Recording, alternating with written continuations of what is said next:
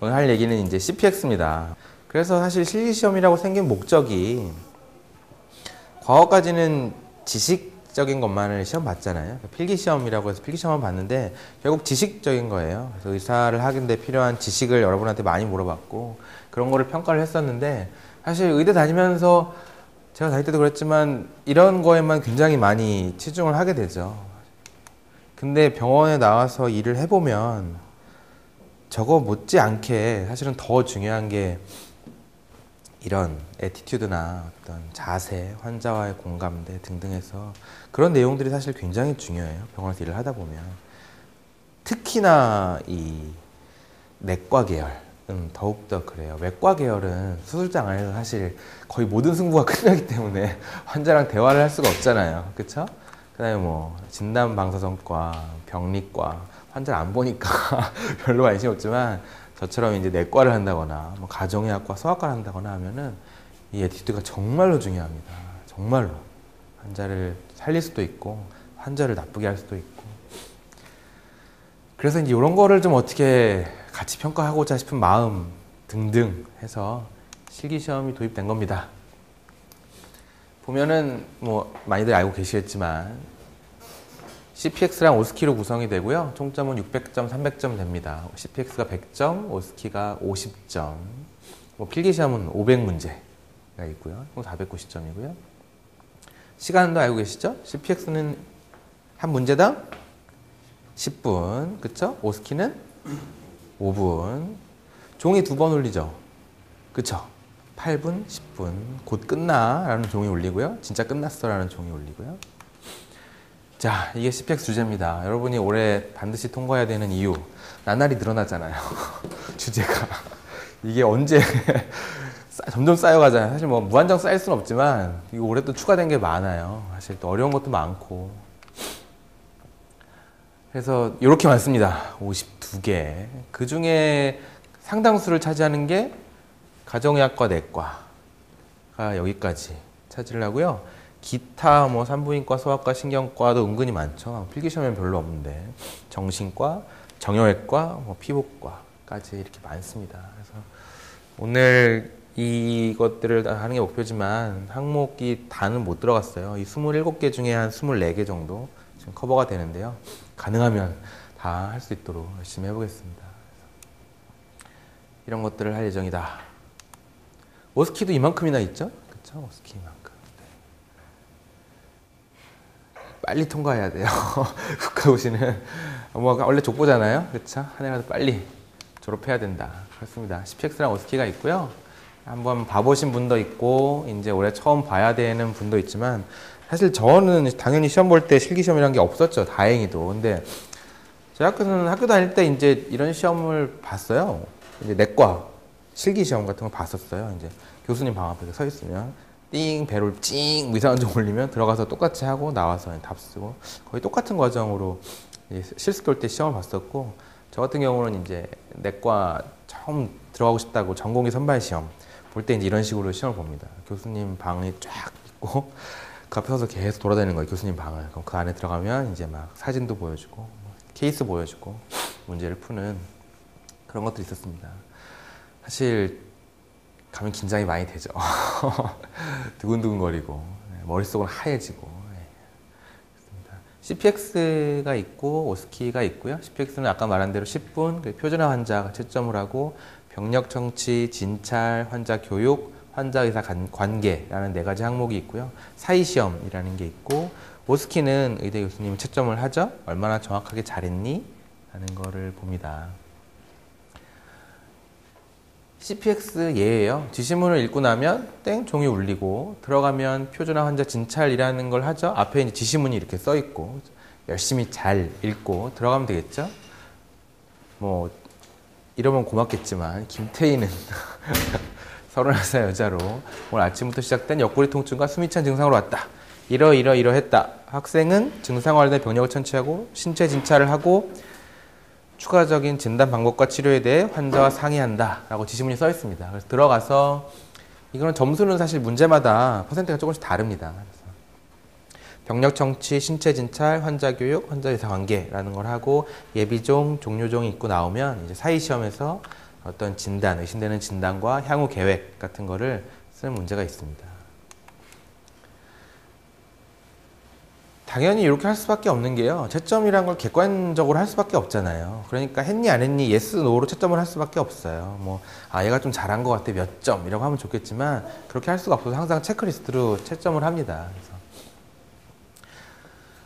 예를 들면 그쵸? 나는 환자 의사, 학생 의사의 진료에 만족했다. 몇 점. 뭐 질문을 했니 안 했니 해서 이런 항목들이 있고 신체 진찰을 제대로 했니 안 했니 라는 게 있습니다. 환자 교육일 때 이런 거 설명을 했니. 그리고 항상 환자 의사 관계에 보면 거의 공통적인 항목들이 있습니다. 자기소개를 했냐 안 했냐, 환자의 말을 잘 들어주냐, 나의 말에 공감을 잘 해줬냐 라는 내용들은 거의 정해져 있으니까 이거는 약간 몸의 베개, 애티튜드는 그렇게 해주면 이 항목은 크게 문제가 없습니다. 특히나 이제 금연 상담 같은 데는 이 항목이 엄청나게 많아지는 거죠. 중요해지는 거죠. 점수 비중도 커지고. 사실 뭐 계속 말씀드리겠지만 CPX 실수를 하게 되는 경우는 실기시험이 잘 안 되는 경우는 오스키 때문에 잘 안 되는 경우는 많지는 않다고 해요. 왜냐하면 사실 그렇다고 하면은 그건 준비의 부족이었던 거고 뭐 뭐든지 다 준비의 부족이지만 오스키는 정해져 있는 거잖아요. 그러니까 항상 바뀌는 게 아니잖아요. 그냥 가서 하면 되는 거잖아요. 그러니까 슬기센터에서 계속 반복적으로 해서 몸에 익혀지면 그냥 자연스럽게 되는 건데요.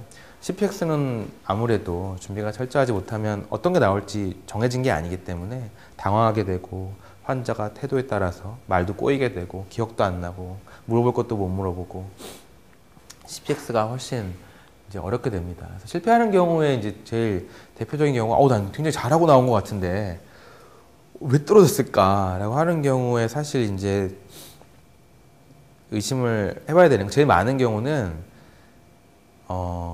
너무 이렇게 진단 맞추기에 몰입한 경우예요. 그러니까 뭐 예를 들어 진단을 알고 들어가는 경우도 있고, 뭐 의심을 하고 들어가는 경우도 있고, 가서 뭐 물어봤어요. 이런 거 있으셨어요? 있대요. 그런가 보다. 이런 것도 있었죠. 있대요. 당신은 뭔 것 같아요. 이렇게 합시다. 난 진단도 맞췄고, 나 잘했어. 근데 그게 의미가 없는 게 진단을 맞췄냐 안 맞췄냐가 항목이 없어요. 사실 물론 이제 그게 도움이 되겠지만 그냥 기본적으로 뭐 가족력을 물어봤냐 안 물어봤냐, 진찰을 했냐 안 했냐라는 체크리스트가 있기 때문에 뭔가 말을 많이 하지 않으면 그렇잖아요. 체크가 안 돼요. 그래서 가능한 굉장히 열심히 잘 들어주기도 물론 하고 열심히 물어봐서 빠지는 게 없이 이제 어떤 뭐 기침이면 기침 했을 때 꼭 물어봐야 되는 것들 그냥 빠짐없이 다 물어봐야 되는 거거든요. 그래서 여러분이 갖고 있는 그 교재가 있잖아요. 학장단에서 나온 그 책이 있잖아요. 사실 그거를 통째로 외운다는 건 사실 거의 불가능한데 그걸 뭐 외워서 해야 되는 건 아니지만 어쨌든 반복적으로 연습을 하면서 거기에 나온 체크돼야 되는 것들을 가능하면 거의 다 물어볼 수 있게 반복적인 연습을 해야 되는 겁니다. 그래서 나는 뭐 의사가 환자 보듯이 정말 잘했어. 사실 그것도 뭐 괜찮긴 한데요. 점수가 그러니까 자기 생각하고 다르게 굉장히 안 좋게 나오는 경우들이 종종 있어요. 대표적인 예가 뭐냐면 예전에 우리나라보다 미국이 훨씬 실기시험 먼저 봤잖아요. 그쵸? USMLE 스텝 3 뭐 그런 거 보잖아요. 진짜로 실제로 있었던 일인데 어떤 일이 있었냐면 예전에 이렇게 동부서부 걔는 땅덩어리 넓으니까 시간을 두고 본 거예요. 그래서 이쪽에서 한쪽에서 먼저 시험을 보고 반대쪽에서 시험을 보는데 문제가 똑같았어요. 그러니까 한쪽에서 시험 보고 전화해 준 거예요. 야, 이번에 래시 나왔는데 답이 뭐야? 진단이 뭐였어? 여기서 막 만세! 술 먹고 놀다가 다음날 시험장 들어갔어요. 그래서 다 와가지고 어디 뭐 이상한 거 있지 않으세요? 어떻게 하셨어요? 여기 있어요. 난 명이야. 이런 것도 있으시죠? 막 그러면서 다 시험 잘 봤다고 생각하고 나온 거예요. 근데 나중에 본 쪽이 합격률이 훨씬 낮았어요. 그렇게 될 수밖에 없어요, 사실. 그 진단을 맞춘 게 아니라 그 진단에 가는 과정에서 다른 게 아닌지 맞는지를 물어봐서 다 빼야 되거든요. 그 과정이 없었으니까 점수가 나빠질 수밖에 없죠. 성적이죠? 그쵸? 학생 성적입니다. 시험 본 항목들 뭐 그런 것들이 있고요. 잘 가렸죠? 그쵸? 뭐 환자, 면담, 영역별 점수, 사이 시험 점수, 종합 결과. 그래서 어떻게 나오냐면 그 세션의 스테이션의 최하점과 최고점, 그 다음에 이 학생의 점수 같은 것들이 나옵니다. 그래서 평균, 표준 편차 같은 것들이 나오죠. 합격, 불합격을 어떻게 정해요? 어떻게 정하나요? 물론 점수 좋으면 합격이고 못하면 불합격이고 한데요. 그때 이제 정해요. 그 시험 평가단에서 이제 어디까지를 합격선으로 하자라는 그런 게 있긴 한데 결국은 얘도 거의 상대평가에 가까워요. 상대평가예요. 솔직히 얘기하면은. 그러니까 이 항목마다 평균점이 있고요. 이 표준 편차라는 게 있어요. 그래서 이 표준 편차 2배, 2 스탠다드 데비에이션이라고 하면 몇 %죠? 끝에 남는 게? 양쪽이니까 95%거든요 원래. 근데 양쪽이니까 이 위쪽은 안 떨어뜨릴 거 아니에요. 그러니까 이 아래쪽 2 스탠다드 데비에이션이 2.5%예요. 그러니까 2.5%는 탈락이에요. 그래요 어쨌든.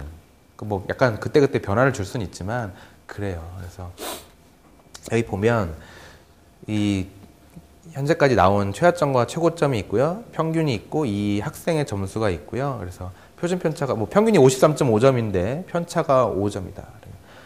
기준 점수가 2 스탠다드 데비에이션 2칸 내려가면 10 빼면 43.5점은 넘어야 되는 거예요. 넘으면 큰 문제 안 삼는 거예요. 일단 아주 이렇게 독도는 아니구나.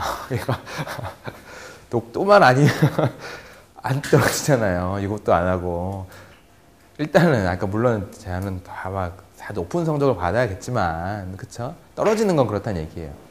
독도가 아니면 패스가 되는 거예요. 이렇게. 남들보다 잘해야 되는 거예요. 사실 쉽지가 않아요. 그게 참 어려워요.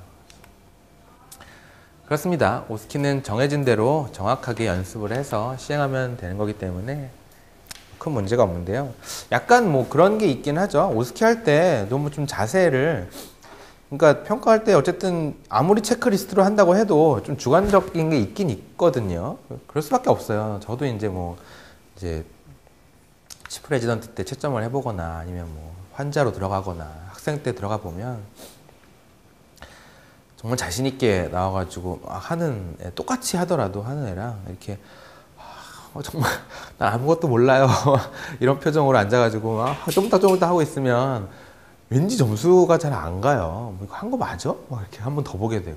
그래서 좀 더 이렇게 좀 과장되진 않더라도 그냥 자신감 넘치는 표정으로 했다는 걸 명확하게 보여주셔야 돼요. 소독을 해도 여러 개 하지 말고 과감하게 나 소독했어요. 이렇게 사실 그럴 때 할 수밖에 없어요. 그래야 뭐 했나 안 했나 보죠. 그쵸? 자신 있게 난 커플을 잘 골랐어요. 이거 이렇게 보여주는 것도 사실 좀 중요한 것 같아요. 그런 얘기들이 있더라고요.